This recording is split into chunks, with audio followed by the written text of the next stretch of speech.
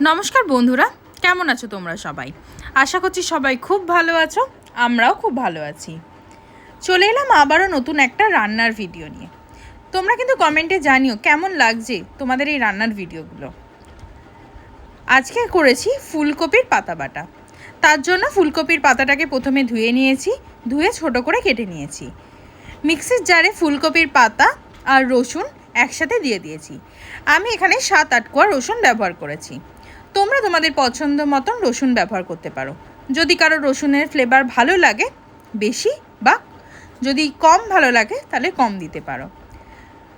এটা পেস্ট করা হয়ে গেছে। এবার কড়াইতে অল্প করে সর্ষের তেল দিয়ে কালো জিরে ফোড়ন দিয়েছি, দিয়ে পেস্টটাকে দিয়ে দিয়েছি।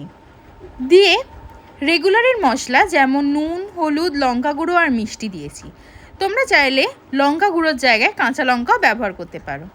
দিয়ে বেশ অনেকটা সময় ধরে এটাকে নাড়াচাড়া করতে হবে যতক্ষণ না শুকিয়ে আসছে। যখন শুকিয়ে একদম কড়াই থেকে উঠে আসবে তখন এটা হয়ে যাবে। দেখো কি সুন্দর কড়াই থেকে ছেড়ে ছেড়ে আসছে।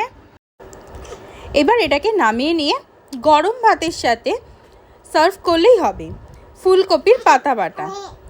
কেমন লাগলো জানিও। আজকের মতন এখানেই, দেখা হবে পরবর্তী নতুন কোনো ভিডিওতে। টাটা।